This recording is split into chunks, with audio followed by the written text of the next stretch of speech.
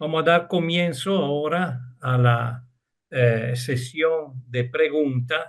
Tenemos unos 20 minutos aún para la sesión de preguntas antes que comience la segunda charla del día.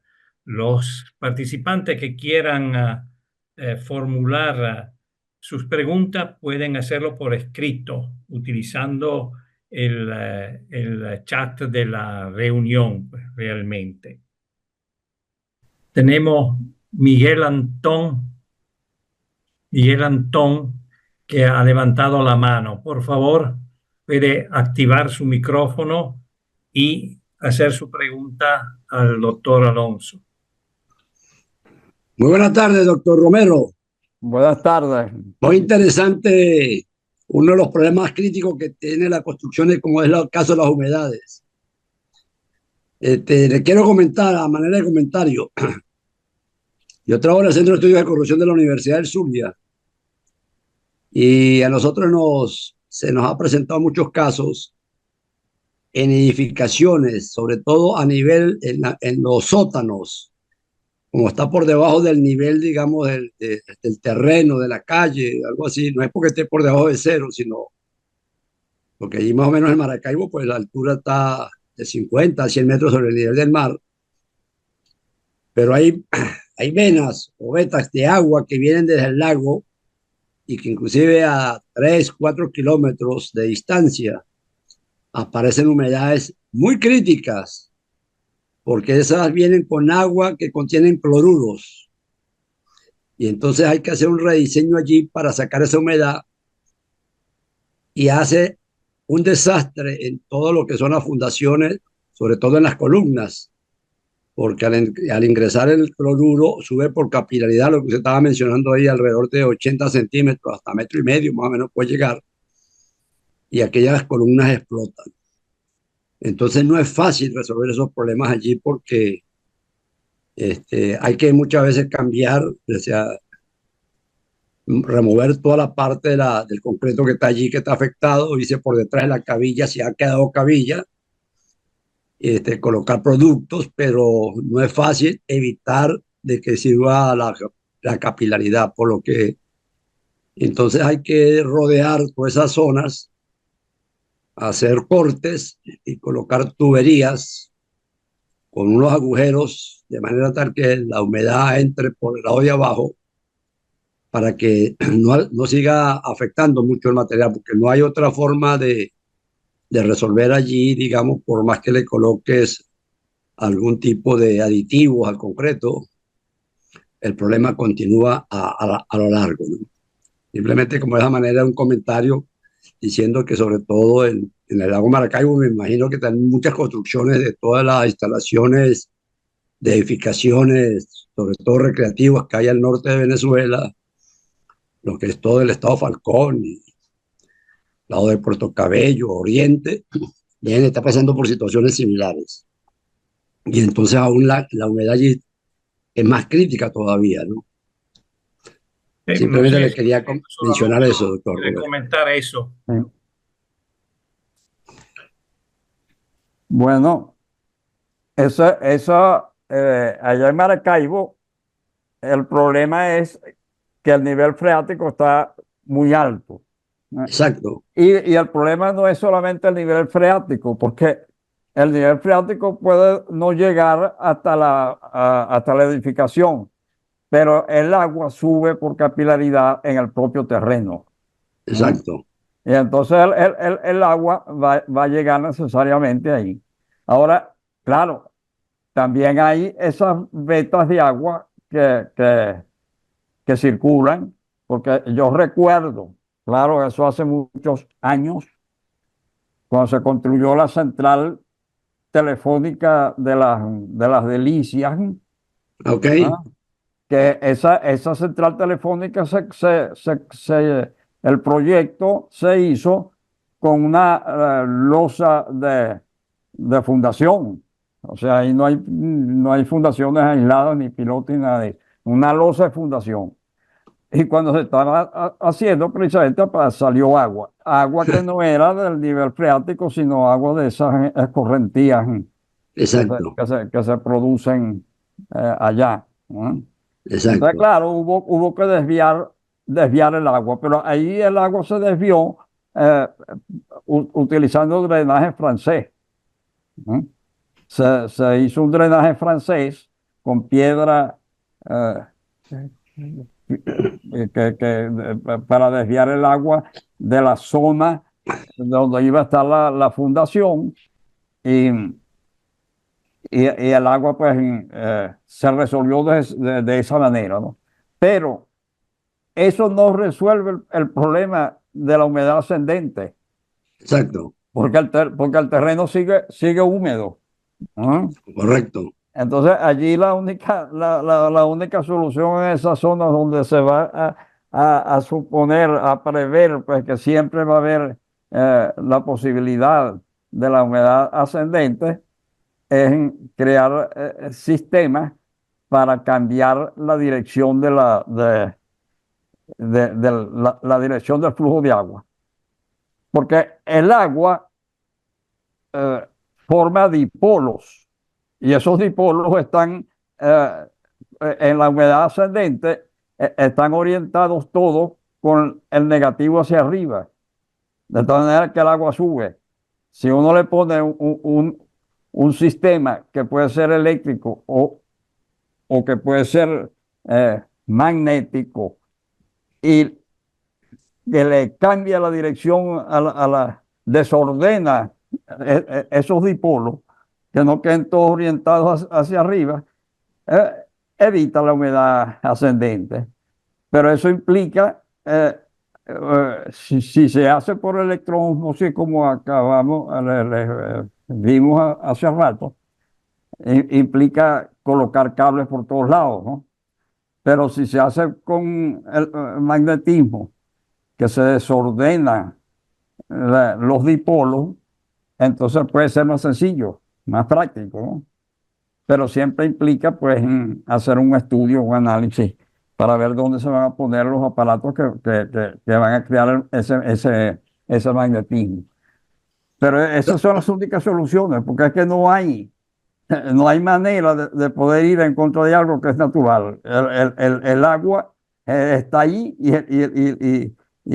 va a tratar de subir por capilaridad por algún lado. Y el ¿No? problema se hace más crítico ya cuando las instalaciones ya están hechas, O porque sea, entonces ya es más fuerte, por eso le comentaba las instalaciones de tubos, y por otra parte las bombas y achiques.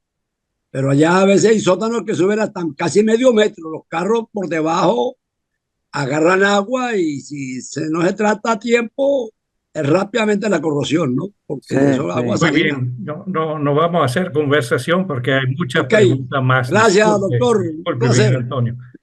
Tenemos A una la pregunta orden. de Boris Mogna. Boris Mogna pregunta, si colocamos piedra picada número 2 o 3, ¿no se presentará el caso de que la echada de cemento del concreto penetrará entre la piedra y llenará esos espacios vacíos? Bueno, eso realmente no sucede, ¿no? No sucede. Al colocar el concreto, la consistencia del concreto, no permite que el concreto se vaya a escurrir por entre, por entre la piedra. Si acaso penetra en alguna mínima, eh, en unos milímetros, ¿ah? Pero normalmente no se escurre por la consistencia que tiene la mezcla de concreto. Mm. Bien. Tenemos unos mensajes de felicitaciones. Carlos Andión Merino, Jairo Barradas Fernández y Aide Copal le dan las gracias por su esfuerzo y para compartir su conocimiento. Muy didáctica su presentación.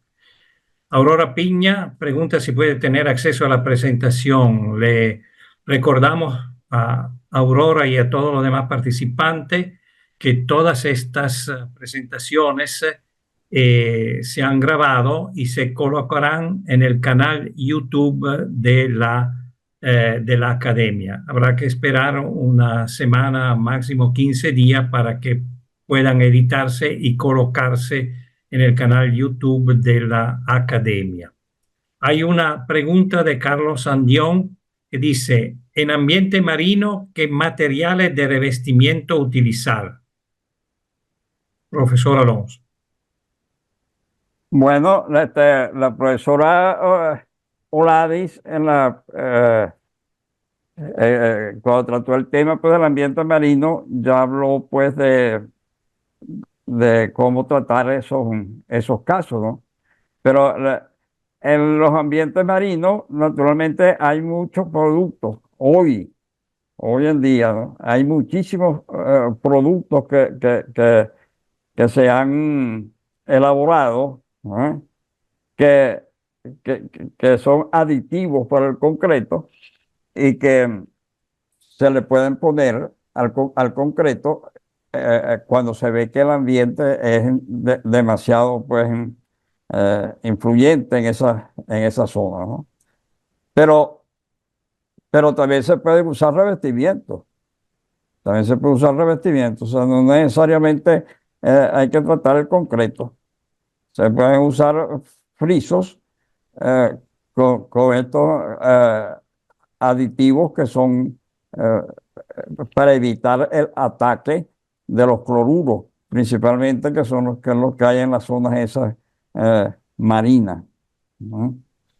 Y, y la otra solución que se puede hacer y que se ha usado mucho es en pintar las cabillas, el acero, eh, también con pinturas que son eh, para evitar la corrosión. Ahora,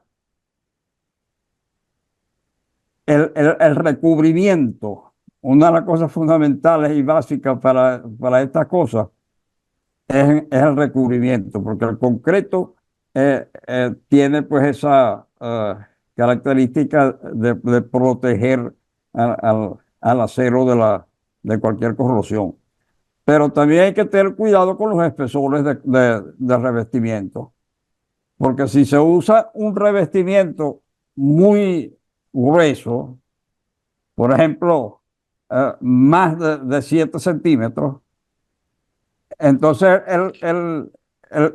el concreto se agrieta y al agrietarse ya pierde por completo la capacidad de proteger, porque entonces por las grietas se filtra el agua, ¿no? Entonces yo nunca he creído que se debe aumentar el espesor de los recubrimientos. Preferible usar en el recubrimiento estos aditivos o simplemente o pinturas, pero si se va a incrementar el espesor del recubrimiento, entonces hay que poner mallas en el recubrimiento para evitar la grieta, ¿no?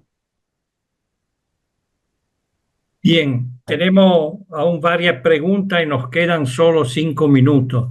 Entonces, le agradezco, profe, que hagan una respuesta muy sintética. Aquí tengo una pregunta de Fernando Martínez, que dice: existen hoy en día unos termosigrómetros digitales muy económicos. ¿Se pueden utilizar estos como indicadores fiables? Sí se pueden utilizar eh, como indicadores, sí se pueden utilizar perfectamente, ¿eh? Eso han sido probados. Perfecto, gracias. Aquí hay una pregunta interesante, de Yajaira Freites, una curiosidad: ¿cómo los romanos combatían la humedad en sus acueductos? Bueno, esa pregunta, naturalmente que hace falta un poquito de historia, ¿no? para, más que todo para un historiador de la ingeniería. En realidad yo no he visto nunca en ninguna publicación cómo hacían los romanos para evitar esa. Pero es que de todas maneras en los acueductos romanos no estaban usando acero, que es el problema de la corrosión. En esos acueductos lo que se usaba era piedra, ¿ah? Material pétreo. Ya. Mm. Bueno, tenemos una observación de Fernando Martínez, la última, que dice en Vargas, Mato Caraballeda, que están asentadas sobre abanicos aluviales. Es común ver humedades ascendentes en los sótanos de edificios. Si quieres Sí. comentar brevemente. Sí, eso, pero el problema de los sótanos es que muchas de esas humedades no son ascendentes, sino que son humedades por incidencia del terreno que está en la periferia, ¿no? Entonces en el sótano no se pueden usar estos métodos que yo estaba indicando aquí. Eh, sea, en los sótanos hay que usar más bien cámaras de aire, doble pared, ¿no? Con cámaras de aire para evitar la- esas humedades. Pero no se pueden tratar con humedades ascendentes porque ahí no hay humedad, sí hay humedad ascendente, pero no es la principal. Mm. Muy bien. De nuevo, muchas gracias, profesor Romero, por su excelente presentación. Y